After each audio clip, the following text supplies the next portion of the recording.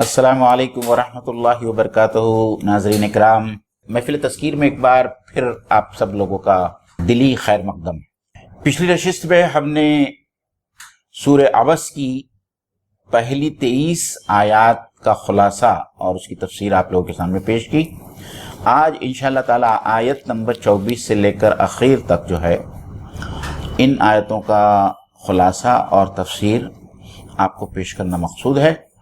तो मैं मौलाना मोहतरम से गुजारिश करूँगा कि वो आयतों की तिलावत करें और उसके बाद में इंशाअल्लाह ताला हम तफसीरी निकात आप लोगों के सामने पेश करेंगे। अऊज़ु बिल्लाहि मिनश शैतानिर रजीम।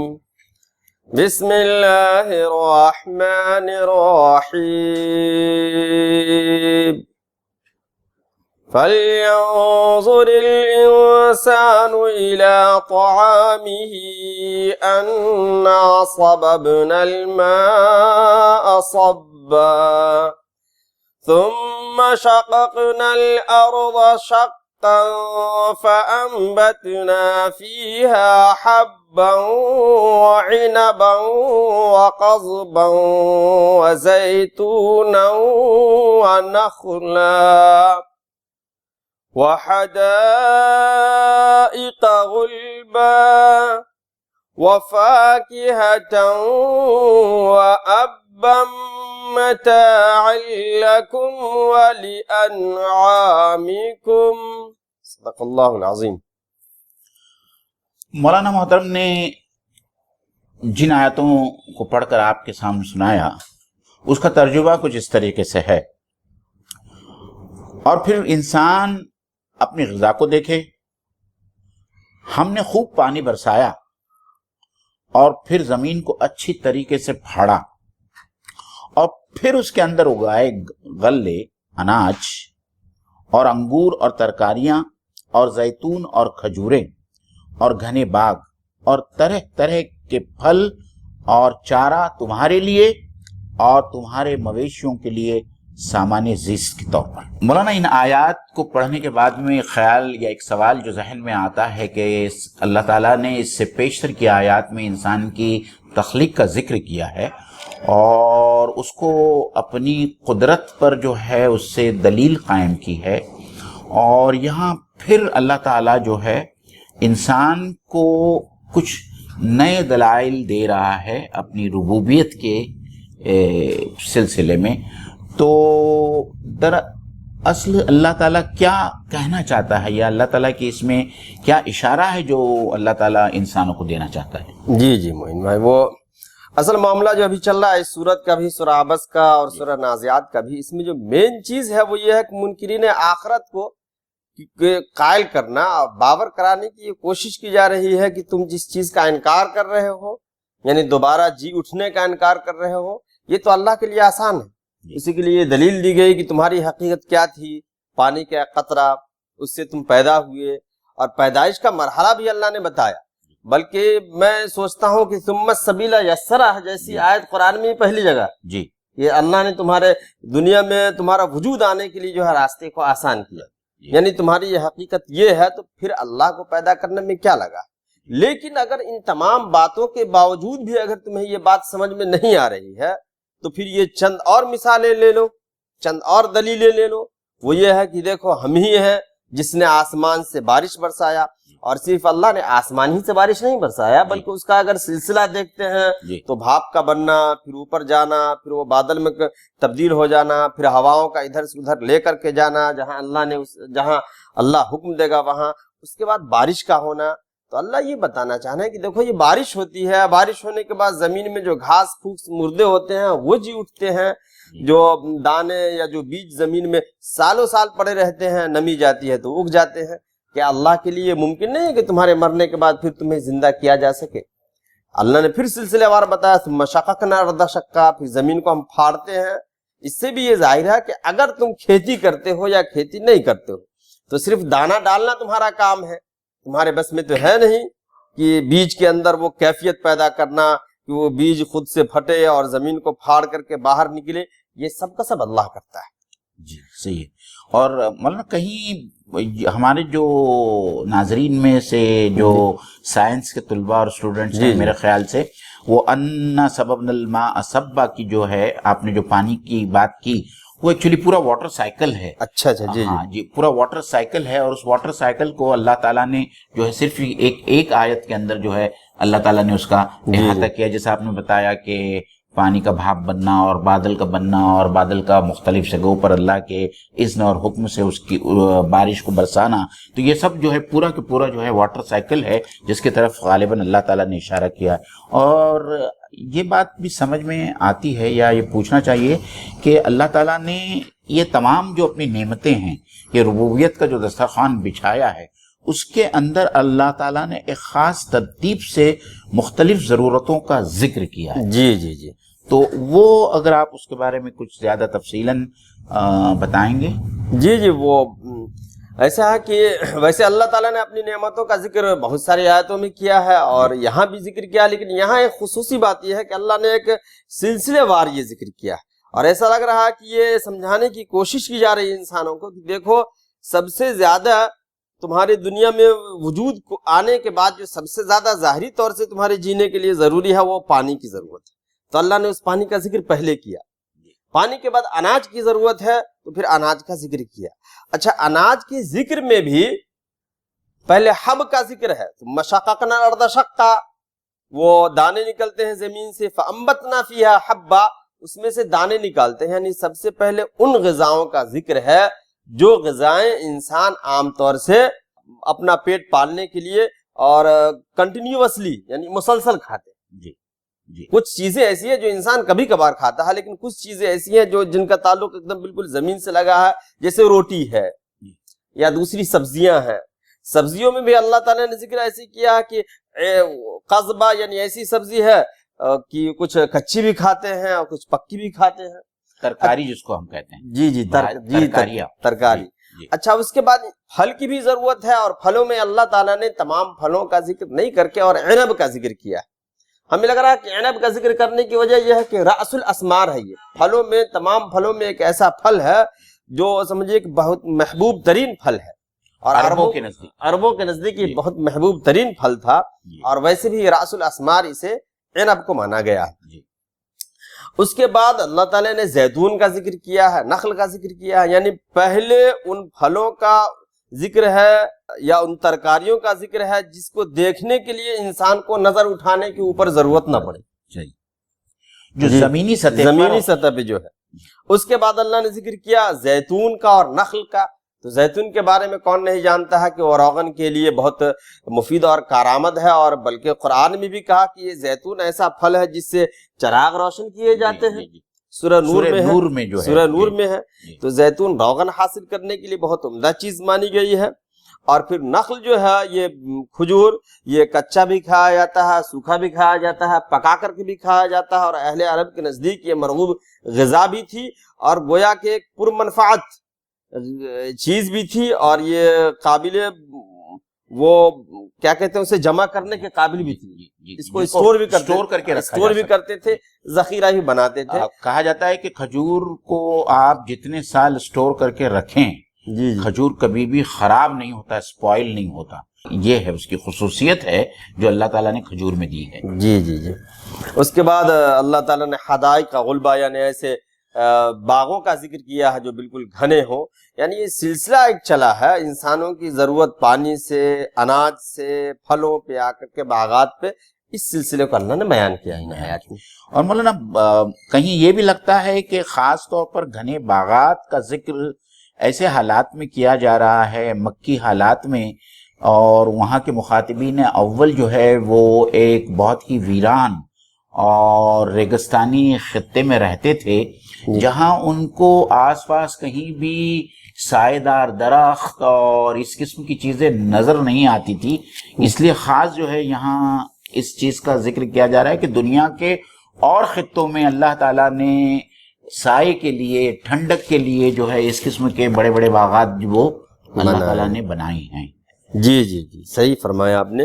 اس کے بعد ہے وہ فاکہۃ و ابا. یہاں پہ ہم اس سے پہلے دیکھتے ہیں کہ اس سے پہلے عنب کا ذکر آ گیا, انگور کا, اس کے بعد کھجور کا بھی ذکر آ گیا. جی. تو یہ دو پھلوں کا ذکر کرنے کے بعد اللہ تعالیٰ نے پھر فاکہہ کا لفظ لایا. فاکہہ جمع فواکہ, جی. یعنی عمومی میوے کا ذکر کر دیا. جی. یعنی یہ کھجور اور انگور کا تعلق تو اہل عرب سے ہے. انگور حالانکہ ہر جگہ پایا جاتا ہے لیکن یہ زیادہ مرغوب غذا تھی ان کی, جی. اور کھجور کا تعلق ان سے ہے. اس کے بعد فاکہہ لا کر کے اللہ یہ بتاتے ہیں کہ صرف یہی نہیں بلکہ دنیا میں اور تمام پھل اور جو فروٹس یا دیگر جو اناج ہے سب کا پیدا کرنے والا اللہ ہی ہے. اچھا, فاکہہ کے ساتھ لفظ ابا کا لفظ لایا ہے. ابا کون سی چیز ہے؟ یہ لفظ اب جو ہے یہ کچھ ایسی گھاس ہے, شاداب گھاس ہے جسے جانور کھاتے ہیں. حالانکہ جانور کے کھانے کے لیے کا جب ذکر آیا ہے تو اللہ تعالیٰ چاہتے تو کوئی ایسا لفظ بھی لا سکتے تھے جس کا معنی بھس ہو, جی. جی. لیکن ایسا لفظ لایا جس کا مطلب بھس نہیں ہے بلکہ ایک شاداب اور ایک دم لہلہاتا ہوا کوئی, یہ سمجھے کہ گھاس ہے جو جانور کھاتے ہیں. تو یہاں پر ابا لا کر کے اللہ تعالیٰ یہ بتانا چاہتے ہیں کہ جس طریقے سے انسان کی غذا کے بعد پھلوں کی ضرورتیں فواکہ سے حاصل ہوتی ہیں تو جانوروں کے لیے بھی فواکہ کے درجے میں یہ لفظ اب ہے. جی. اور مولانا کہیں اللہ تعالیٰ انسانوں کو یہ بھی سمجھانے کی کوشش کر رہے ہیں کہ جانوروں پر احسان انسانوں پر احسان ہے. جی. اللہ تعالیٰ نے جانوروں کے لیے جو چارہ بنایا ہے جس کی وجہ سے وہ زندہ ہے اور ان کی زندگی کی وجہ سے جو ہے انسان ان سے فائدہ اٹھاتا ہے. تو دراصل میں اللہ تعالیٰ شاید کہیں انسانوں کو یہ بھی بتانا چاہتا ہے کہ جانوروں پر احسان کر کے وہ مزید اللہ تعالیٰ جو ہے انسانوں پر اپنا احسان کر رہا ہے. اور ابا کے سلسلے میں جو ہے مجھے ایک بہت خوبصورت روایت یاد آئی اور جو میرے خیال سے تفسیر بالرائے کے لیے جو ہے کو سمجھنے میں ہماری بہت مددگار ثابت ہوگی. تو میں ناظرین کے سامنے وہ روایت رکھوں گا انشاءاللہ. کسی نے حضرت ابو بکر صدیق رضی اللہ تعالیٰ عنہ سے پوچھا کہ یہاں ابا سے مراد سوکھا چارہ ہے یا گیلا چارہ ہے؟ جی. یہ سوال کیا میں. تو حضرت ابو بکر صدیق کا جواب جو کتابوں میں آیا ہے انہوں نے کہا ہے کون سا آسمان ایسا ہے جو مجھے پناہ دے گا کہ اگر میں قرآن مجید کے کسی لفظ کے بارے میں ایسی معنی بتاؤں جس کا مجھے علم نہیں ہے. حالانکہ وہ چاہتے تھے ایک بہت ہی معمولی چیز ہے جانور کا چارہ. جی. پوچھنے والا یہ پوچھنا چاہتا تھا کہ اس سے سوکھا چارہ مراد ہے یا گیلا چارہ مراد ہے, لیکن حضرت ابوبکر صدیق نے اپنی طرف سے اپنے رائے کے مطابق جو ہے اس کی تصدیق کرنا مناسب نہیں سمجھا. تو اس سے جو ہے لوگوں نے تفسیر بالرائے کو جو ہے جس طریقے سے اس کو یہ کیا گیا ہے, تفسیر بالرائے کو ناجائز قرار دیا گیا ہے یا حرام کر دیا گیا ہے کہ قرآن مجید کے الفاظ میں جس معنوں کی گنجائش نہیں ہے اسے اپنے طریقے پر یا ہمارے فکر کے مطابق جو ہے اس کو اس قسم کے معنی پہنائے جائیں, اور جو قرآن کے الفاظ اور احادیث اور سلف کی تفسیروں سے جو ہے وہ الگ ہٹ کر من مانی تفسیر کی جائے جسے تفسیر بالرائے کہتے ہیں.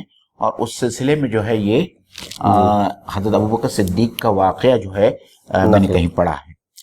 تو دوسری بات جو مولانا اس کے بعد میں فوراً آتا ہے کہ اللہ تعالیٰ نے یہ تمام چیزوں کا ذکر کرنے کے بعد میں ایک لفظ متاع استعمال کیا جو قرآن مجید میں بار بار جو ہے اللہ تعالیٰ نے سامان زیست کو متاع کا لفظ کیوں استعمال کیا؟ ہاں, دنیا میں جتنی چیزیں ہیں سب کو, جو برتنے والی چیزیں ہیں سب کو متاع کہتے ہیں. اچھا, متاع کی حقیقت کیا ہے وہ ہمیں یاد آ رہا ہے کہ تفسیر کے کلاس میں ہمارے استاذ نے بتایا تھا کہ ایک مرتبہ علامہ اصمعی رحمۃ اللہ علیہ وہ دیہاتوں کا دورہ کر رہے تھے. صرف اس مقصد سے, یہ ڈکشنری کے ماہرین میں سے ایک ہیں, صرف اس مقصد دیہات میں جا رہے تھے کہ دیہات میں جو عربی کے الفاظ بولے جاتے ہیں وہ صحیح بولے جاتے ہیں. تو ایک جگہ ایک پہاڑی پہ گئے تو وہاں جانے کے بعد دیکھا انہوں نے کہ ایک عورت ہے جو روٹی پکا رہی ہے اور ایک بچہ چولہے کے پاس بیٹھا ہوا ہے, اور انہیں چند الفاظ کی تلاش تھی کہ اس لفظ کو اس علاقے میں کس معنی میں استعمال کیا جا رہا ہے. اس میں سے ایک متاع بھی تھا. تو وہاں جا کر کے کھڑے ہو گئے, دیکھا کہ عورت اندر گھر میں گئی, اتنی ہی دیر میں کتا آیا اور وہ جو روٹی سینکنے والی صافی ہوتی ہے, کپڑا ہوتا ہے, وہ کتا اٹھا کر کے لے گیا. اس بچے نے آواز دیا, یا اماں جاء القطمیر واخذ المتاع وتبارک فی الجبل, کہ امی کتا آیا اور وہ متاع لے گیا اور پہاڑ میں ایک دم ہوش مند ہو کر کے بیٹھ گیا, ہوشیار ہو کر کے. تو اس سے یہ اندازہ ہوتا ہے کہ دنیا میں برتنے کے لیے جو چیزیں ہم نے مطلب کہ کریٹ کی خود سے ہم نے اللہ نے جو پیدا کیا, جو ہم نے بنایا ہے اپنے اس سے, ہم نے اس لیے میں نے اس چیز کا میں نے اضافہ کیا. سائنس نے جو ترقی کیا اس کو بہت بڑی چیز سمجھ رہے ہیں. جی جی. تو یہ تمام چیزیں خدا نے جو بنائی ہیں سو, اور جس کو انسان کے ذہن نے تخلیق کیا ہے, وہ تمام چیزوں کی حیثیت بس اس متاع کی ہے. متاعن قلیل بھی جو ہے اللہ تعالیٰ نے اس کا لفظ استعمال کیا ہے کہ یہ بہت ہی ٹیمپرری فائدہ پہنچانے والی چیزیں ہیں جس کی ضرورت انسان کو اس زندگی میں پڑتی ہے. اور میرے خیال سے اسی لیے اللہ تعالیٰ نے فوراً متاعا لکم ولانعامکم لا کر جو ہے پھر آگے جو ہے قیامت کا ذکر کیا ہے. تو غالباً اللہ تعالیٰ یہ اشارہ دینا چاہتے تھے انسانوں کو کہ یہ جو سامان زیست ہے اس کی حیثیت اور اس کی میعاد اتنی ہے جتنی تمہاری اس دنیا کی زندگی ہے, کیونکہ جیسے ہی قیامت آئے گی یہ تمام چیزیں تمہارے لیے یہاں جو ہے یہ ختم ہو جائیں گی اور تمہارے ریچ کے باہر ہو جائیں گی. تو ہم انشاءاللہ تعالیٰ آگے کی آیتیں پڑھتے ہیں اور اس کی تفسیر بھی جو ہے لوگوں کے سامنے پیش کریں گے. اعوذ باللہ من الشیطان الرجیم, بسم اللہ الرحمن الرحیم. فَإِذَا جَاءَتِ الصَّاخَّةُ يَوْمَ يَفِرُّ الْمَرْءُ مِنْ أَخِيهِ وَأُمِّهِ وَأَبِيهِ وَصَاحِبَتِهِ وَبَنِيهِ لِكُلِّ امْرِئٍ مِّنْهُمْ يَوْمَئِذٍ شَأْنٌ يُغْنِيهِ وُجُوهٌ يَوْمَئِذٍ مُسْفِرَةٌ ضَاحِكَةٌ مُسْتَبْشِرَةٌ وَوُجُوهٌ يَوْمَئِذٍ عَلَيْهَا غَبَرَةٌ تَرْهَقُهَا قَتَرَةٌ أُولَئِكَ هُمُ الْكَفَرَةُ الْفَجَرَةُ. صدق اللہ العظیم. عزیز ناظرین, جس طریقے سے میں نے بتایا کہ متعان کا لفظ لانے کے بعد میں فوری بعد جو ہے اللہ تعالیٰ نے جو ہے قیامت کا ذکر کیا ہے, تو جن آیات کی تلاوت کی گئی اس کا ترجمہ کچھ اس طریقے سے, اور آخر کار جب وہ کان بہرے کر دینے والی آواز بلند ہوگی, اس روز آدمی اپنے بھائی اور اپنی ماں اور اپنے باپ اور اپنی بیوی اور اپنی اولاد سے بھاگے گا. ان میں سے ہر شخص پر اس دن ایسا وقت آن پڑے گا کہ اسے اپنے سوا کسی کا ہوش نہیں ہوگا. کچھ چہرے اس روز دمک رہے ہوں گے, حشاش بشاش اور خوش اور خرم ہوں گے, اور کچھ چہروں پر اس روز خاک اڑ رہی ہوگی اور سیاہی چھائی ہوئی ہوگی. یہی کافر اور فاجر لوگ ہوں گے.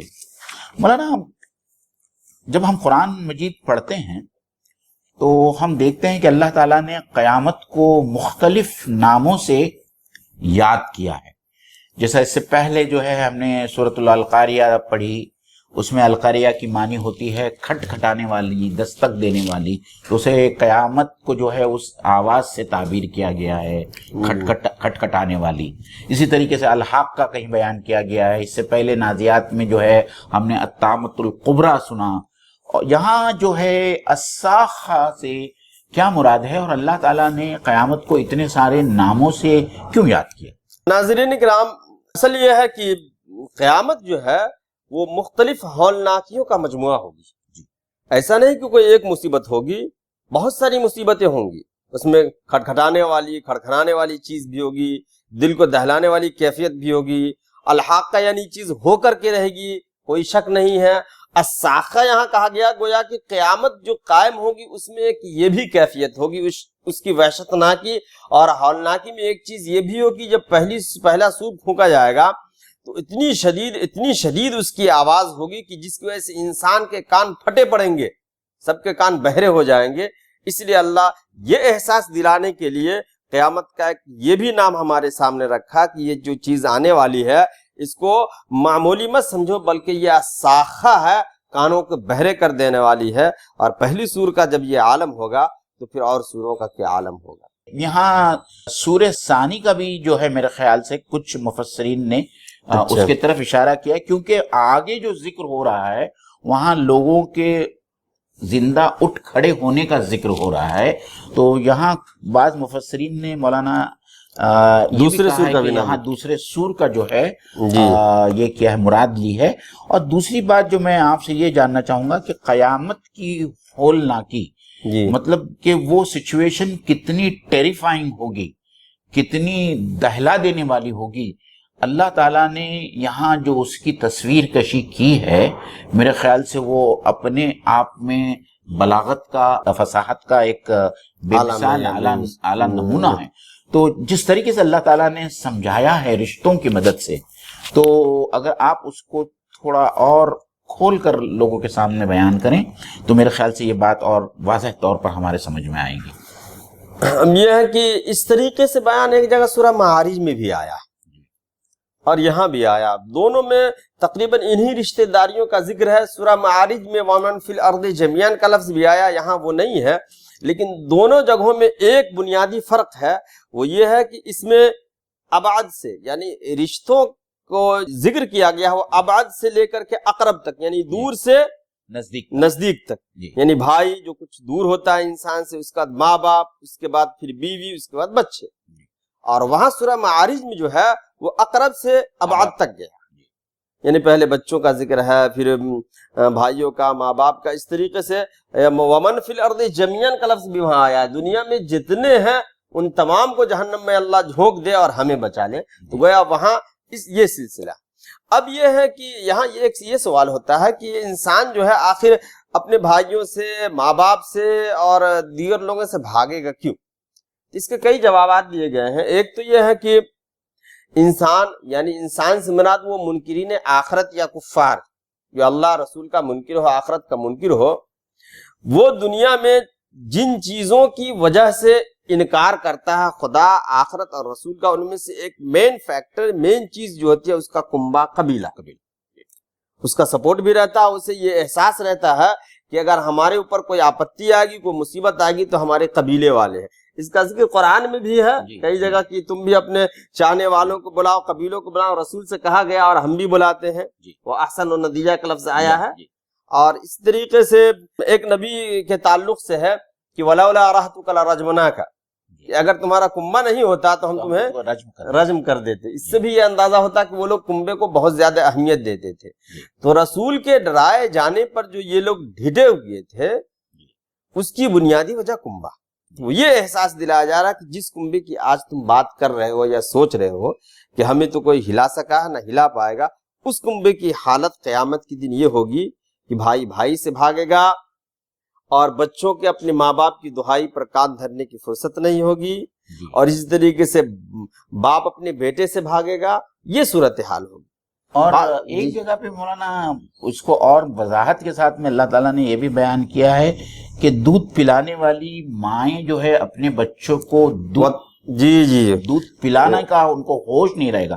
مطلب اللہ تعالیٰ وہاں یہ کہنا چاہتے ہیں کہ ایک ماں کے لیے اپنا نوزائیدہ بچہ اس سے زیادہ اور کوئی محبوب نہیں ہوتا، لیکن قیامت کی ہولناکی اتنی ہوگی اور ہر آدمی اتنا پریشان ہوگا کہ ایک دودھ پلانے والی ماں جو ہے وہ اپنے بچے کو دودھ پلانا تک جو ہے وہ بھول جائے گی۔ 17ویں پارے میں وَتَذْهَلُ كُلُّ مُرْضِعَةٍ عَمَّا أَرْضَعَتْ، اور اس کے بعد آگے بھی ہے کہ جو حاملہ عورت ہوگی اس کا حمل جو ہے گر جائے گا۔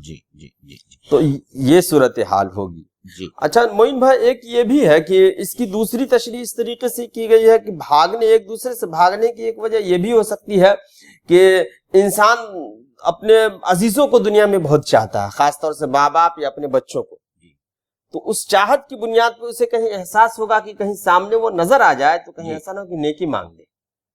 جی یہ صورتحال ہوگی. جی تو اس لیے بھی بھاگیں گے.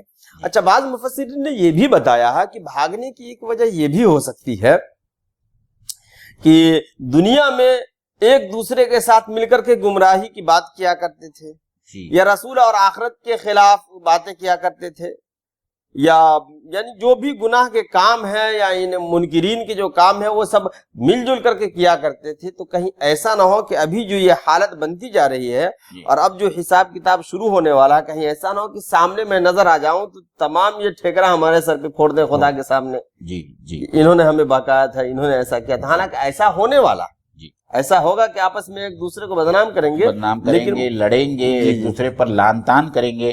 قرآن مجید میں ایک سے زائد جگہ پر جو ہے اس قسم کا ذکر لا تختصموا لدی وقد قدمت الیکم بالوعید, جی کہ ہمارے سامنے لڑو نہیں, اس سے پہلے ہم نے تمہیں وعید بتا دیا تھا. جی اب دوسری جو آیت ہے مولانا اس کے آگے, اس آیت کو سمجھنے کی تھوڑا اور وضاحت کی زیادہ ضرورت ہے. لِكُلِّ امْرِئٍ مِّنْهُمْ يَوْمَئِذٍ شَأْنٌ يُغْنِيهِ, آدمی اتنا پریشان ہوگا کہ اس کے اوپر ایسا وقت آن پڑے گا کہ اسے اپنے سوا کسی کا ہوش نہیں ہوگا. جی جی تو میں چاہتا تھا کہ آپ وہ حدیث لوگوں کے سامنے رکھیں جو حضرت عائشہ رضی اللہ تعالی عنہا اس کی راوی ہیں, اور جو بہت خوبی کے ساتھ میں انسان کی اس وقت کی کیفیت کو ظاہر کرتی ہے کہ آدمی کتنا پریشان کن ہوگا. اور اللہ کے رسول صلی اللہ علیہ وسلم نے حضرت عائشہ کے اس سوال کا جواب کیا جواب جو دیا تھا. اصل ہے کہ نبی پاک صلی اللہ علیہ وسلم ایک مرتبہ میدان حشر کی کیفیت کو بیان کر رہے تھے, اور زیادہ تر روایت سے پتہ چلتا کہ حضرت عائشہ ہی تھی, کسی روایت میں حضرت سودا کا بھی نام آیا. بہرحال حضرت عائشہ رضی اللہ تعالی عنہ نے رسول اللہ صلی اللہ علیہ وسلم سے کچھ سوال کر دیا. اس وقت آپ صلی اللہ علیہ وسلم جو قیامت کے ہولناکیوں کے بارے میں بتا رہے تھے, اور آپ صلی اللہ علیہ وسلم نے اس وقت یہ کہہ دیا کہ ایسا ہے کہ قیامت کے دن سب کے سب جو دوبارہ اٹھائے جائیں گے تو ننگے ہوں گے, ننگے پاؤں ہوں گے, ننگے جسم ہوں گے, اور پھر وہ غیر مختون ہوں گے. تو حضرت عائشہ نے کہا تب تو بہت شرم کی بات ہوگی, اور لوگ ایک دوسرے کی شرمگاہ پہ کیسے نظر ڈالیں گے. تو رسول اللہ صلی اللہ علیہ وسلم نے یہ آیت پڑھ کے جواب دیا حضرت عائشہ رضی اللہ تعالی عنہ کو کہ لِكُلِّ امْرِئٍ مِّنْهُمْ يَوْمَئِذٍ شَأْنٌ يُغْنِيهِ, کہ اس دن ہر انسان کی ایسی حالت ہوگی کہ اسے دوسرے کی طرف دیکھنے سے بے نیاز, دیکھنا تو دور کی بات, کسی کے بارے میں سوچنے سے انسان بے نیاز ہوگا. اور بعض احادیث میں تو یہ آتا ہے کہ انسان اپنے گناہوں کے حساب سے پسینے میں شرابور ہوگا, کوئی اپنی پنڈلی تک ہوگا, کوئی گھٹنے تک ہوگا, کوئی کمر تک ہوگا. تو جب یہ حالت, یہ پوزیشن ہوگی تو کسے فکر ہوگی کہ دوسرے کی طرف وہ دیکھے. اور اسی حدیث کا ایک حصہ یہ بھی ہے کہ کچھ لوگوں کا پسینہ ان کی ٹھوڑیوں تک آ جائے گا. ایسے بھی مجرم ہوں گے کہ جو ڈر کے مارے اپنے پسینے میں جو ہے ٹھوڑی تک جو ہے وہ ڈوب جائیں گے. اللہ تعالی ہم سب لوگوں کی حفاظت کرے. اس کے بعد میں جو ہے اللہ تعالیٰ دوبارہ مولانا دو جماعتوں کا یہاں ذکر کر رہا ہے. اور ایک بات میں ناظرین کی طرف سے آپ کو پوچھنا چاہوں گا, وہ یہ ہے کہ قرآن مجید میں بار بار اللہ تعالیٰ انسان کو انسان کے چہرے سے مخاطب کر کے کہتا ہے کہ اس دن کچھ چہرے خشاش و بشاش ہوگے, کچھ چہروں کے اوپر خاک اڑ رہی ہوگی. تو بار بار اللہ تعالیٰ چہروں کا بیان کیوں کرتا ہے؟ جی ناظرین کرام, یہ بھی غور طلب بات ہے. مومن بھائی نے صحیح کہا کہ چہروں کا نام لے کر کے صرف چہروں سے ذکر کیوں کرتا ہے. انسان کے جسم میں جتنے اعضاء ہے تو اس میں سے چند اعضاء ایسے ہیں جس کی کچھ خصوصیتیں ہیں. جیسے ہاتھی کو لے لیں تو جب بھی طاقت کا ذکر ہو تو ہاتھ لوگ یاد کرتے ہیں, اور جیسے ید اللہ علی الجماع, اللہ کی مدد جماعت پہ ہوتی ہے. اسی طریقے سے عربی اشعار یا عربی عبارتوں میں جہاں جہاں بھی مدد اور طاقت کا ذکر ہے وہاں پہ ہاتھ کا ذکر ہے. اور اردو میں بھی خرچیلے انسان کو بول دیتے ہیں کہ اس کے ہاتھ بہت لمبے. حالانکہ مراد صرف ہاتھ نہیں بلکہ انسان کا پورا وجود ہوتا ہے. اسی طریقے سے چہرے کا معاملہ بھی ہے. چہرہ جو ہے جس طریقے سے انسان کی پہچان اور انسان کی حقیقت کو جاننے کے لیے اس کا چہرہ ایک معیار رکھتا ہے. یعنی ظاہری طور سے بھی انسان کو اگر پہچاننا ہو تو صرف چہرہ دیکھ کر کے انسان پہچانا جا سکتا ہے. اسی طریقے سے چہرہ جو ہے انسان کے اندرون کی بھی ترجمانی کرتا ہے، عکاس ہوتا ہے، اس کے احساسات کا ترجمان ہوتا ہے. حالانکہ جسم کے دوسرے اعضاء، ہاتھ اور پاؤں یا دوسرے اعضاء انسان کے اندرون کا عکاس نہیں ہوتا، ترجمان نہیں ہوتا. تو اللہ تعالیٰ بار بار چہرہ اسی لیے لا رہے ہیں کہ انسان کے خد و خال یا انسان کے چہرے کی جو حالت ہے اس کی وجہ سے پتہ چل جاتا ہے کہ انسان کیا پریشان، کتنا پریشان. جی جی. تو یہاں پھر دوبارہ جو ہے بہت ساری صورتوں میں اللہ تعالیٰ نے دو جماعتوں کا، دو گروہوں کا ذکر کیا ہے. ایک وہ ہوگے جو کامیاب ہوگے، ایک وہ ہوں گے جو ناکام ہوگے. تو ان کی جو یہاں کیفیات یہاں بتائی جا رہی ہے، اور یہ کون سے لوگ ہوں گے جو اللہ تعالیٰ نے جن کا ذکر یہاں کیا. اب یہاں پر وہ لوگ ہوں گے، ایک جملے میں یہ بتا دوں کہ وہ لوگ ہوں گے جن کی تمام امیدیں ختم ہو چکی ہوں گی. جی. اور خود غور کر لیں ہم کہ اگر تمام امیدیں جس کی ختم ہو جائے اس کے چہرے کی کیا حالت ہوگی. اس کے بارے میں تو دوسری اس میں ہے یا لیتنی کنت ترابا، یا لیتنی سورہ نبا کے اندر جو ہے کاش کہ میں مٹی ہو جاتا. دیکھیں گے کہ دوسرے جانوروں کو کہ مٹی کا ڈھیر ہو کر کے ختم ہو رہے ہیں، جی، تب وہ سوچیں گے. تو تمام امیدیں جب ختم ہو جائیں گی، ان لوگوں کا ذکر ہے کہ کچھ چہرے ایسے ہوں گے جن کی یہ صورتحال ہوگی. اس سے مراد وہی لوگ ہیں جن کی تمام امیدیں ختم ہو جائیں گی، خدا کی طرف سے کوئی رحم کا معاملہ نہیں ہوگا، اور دنیا میں پھر دوبارہ بھیجے جانے کا بھی کوئی معاملہ نہیں ہوگا، اور نہ کوئی نیکی کرنے کا موقع دیا جائے گا. تو اب کچھ امید بچی نہیں. تب کیا صورتحال ہوگی؟ ترحق یومئذ علیہا غبرہ، چہرے ان کے ایک دم بالکل غبار آلود ہوں گے، اور ان کے چہرے پہ بالکل سیاہی دوڑ رہی ہوگی. اس کے بعد اللہ تعالیٰ نے جو ہے آخر میں یہ کہہ کے آخر میں یہ کہہ کے فرد جرم عائد کر دیا اس شخص پہ کہ کون لوگ ہوں گے. یہ وہی لوگ ہوں گے جنہوں نے کفر کیا اور جنہوں نے فجور کا راستہ اختیار کیا، اور یہ وہی لوگ ہوں گے جو منکرین آخرت ہوں گے. اللہ تعالیٰ ہم لوگوں کو ان برے اعمال سے بچائے. اس کے ساتھ میں سورہ عبس کی یہ تفسیر ختم ہوتی ہے. انشاءاللہ تعالیٰ اگلی جمعرات کو ہم دوبارہ حاضر ہوں گے، اور آپ لوگوں سے ہم بار بار اپیل کرتے رہے ہیں کہ ہمارے اس پروگرام تھرسڈے تذکیر کو آپ زیادہ سے زیادہ پروموٹ کریں، اور آپ بھی سبسکرائب کریں. اللہ تعالیٰ سے دعا ہے کہ اللہ تعالیٰ ہم کو قرآن مجید کا جیسا حق ہے اس کا حق ادا کرنے کی اللہ تعالیٰ ہم سب کو توفیق دے. اس کو پڑھنا، اس کو سمجھنا، اس کے مطابق اپنی زندگی میں برتنا، اور اس کو دوسرے لوگوں تک پہنچانا، یہ تمام قرآن مجید کے حقوق ہے جو اللہ کے رسول صلی اللہ علیہ وسلم کے حدیث سے ثابت ہے. تو ہم اللہ تعالیٰ سے دعا گو ہیں بھی، اور آپ تمام لوگوں کے لیے بھی، کہ اللہ تعالیٰ ہم کو اس کی توفیق عطا فرمائے. وآخر دعوانا ان الحمد للہ رب العالمین. السلام علیکم ورحمۃ اللہ وبرکاتہ.